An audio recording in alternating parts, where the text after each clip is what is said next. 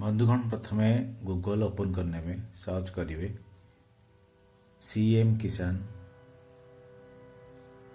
Search करने में CM किसान सर्च कर देखो सीएम किसान ये प्रथम ऑप्शन पे क्लिक करेंगे।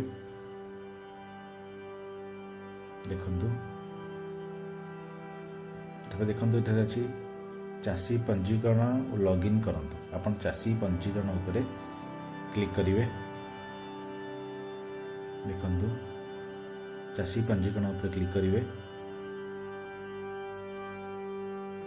तब देखो तलक आसला पर डिक्लेरेशन अच्छी डिक्लेरेशन उपर टिक चिन्ह मारी प्रोसीड करेंगे। प्रोसीड उपरे क्लिक करेंगे। तब देखो ये आपणकर आधार नंबर कब्जा कोड दे यहाँ ओटीपी जेनेरेट करेंगे। आप प्रथम यहाँ आधार नंबर देदेवे। देखो तापर कब्जा कोड दे यहाँ गेट ओटीपी पर क्लिक करेंगे। देखो देखो आपण आधार ओटीपी आप आधार नंबर लिंक थी नंबर एक ओटीपी जीव आपड़ ये ओटीपी टाक आप सबमिट करेंगे।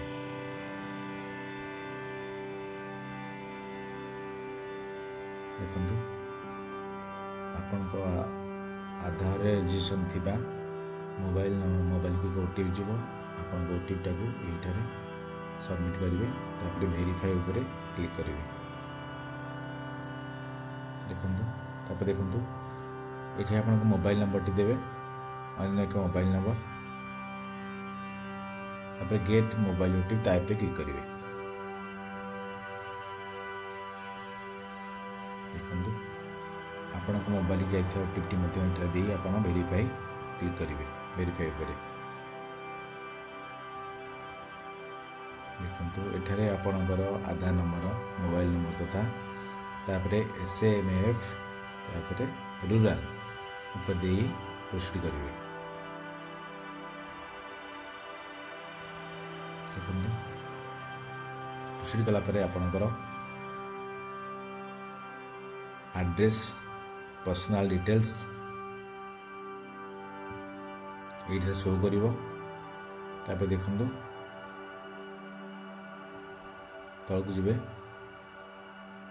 जी आपण ना mobile number Aadhaar number date of birth pin code ration card number ये सब शो कर।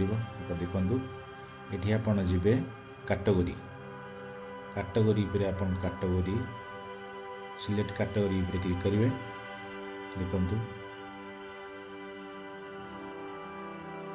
ओबीसी एससी एसटी जनरल आप जहाँ भी आप कैटेगरी आप सिलेक्ट करेंगे। मुझे सिलेक्ट करुच्ची। तापर देखो तलक जी ओनरशिप आपण नाम जगहटी आपण नाँ अच्छी कि बापा जहाँ नाँ अच्छी से भाव में आप सिलेक्ट करेंगे। जदि आप सिंगल जॉइंट प्रॉपर्टी अच्छी ताहले जॉइंट रे क्लिक करेंगे। सिंगल पर क्लिक कले जेहेतु जन ना प्रॉपर्टी अच्छी देखो चूज फाइल आप पीडीएफ रखिथे आपण लैंड रेकर्ड टाक पीडीएफ रखिथे जदि पीडीएफ आप सबमिट करेंगे। जदि रखी ना आप भूल लेखि आपण पटाटी को डाउनलोड कर पीडीएफ कर सबमिट करेंगे। देखो भूल लेख खोलिए आपण डिस्ट्रिक्ट नाम तहसील नाम तापर विलेज नाम देखो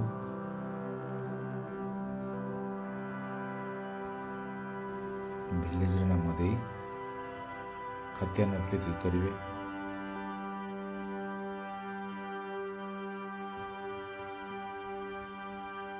वीडियोटी टिके लंबा हो तेणु शेष पर्यंत देखु। खतियान पर क्लिक करेंगे आप खाता नंबर देवे।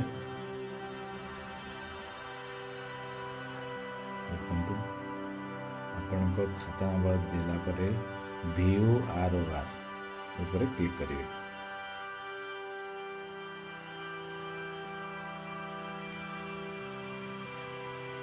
क्लिक कलापर आपण खाता नंबर सहित आपण शो कर।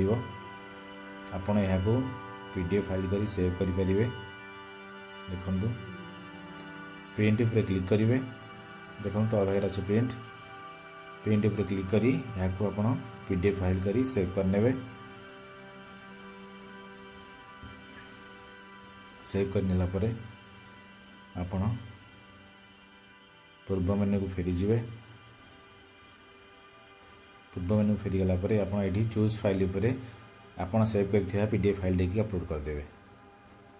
देखंतु अपलोड करनेला परे देखंतु आपणकर तळु तळु जिवे। देखंतु तळु गला परे तापर लैंड ट्रांसफर डिटेल्स सिलेक्ट करी आपण डिक्लेरेशन पर क्लिक कर सबमिट कर देबे। देखो ये सबमिट आपण किछि समय अपेक्षा कला परे आपणकर एप्लिकेशन सक्सेसफुली अपलोड हो जिवो एवं एक कोड जनरेट हो जिवो। आपण एही कोड टी को सेव करी कि प्रिंट करी रखि परिबे। एही परि भाबरे आपण CM किसान रजिस्ट्रेशन निज मोबाइल रे किंबा लैपटॉप किंबा PC रे करि परिबे। देखंतु किछ समय नेला परे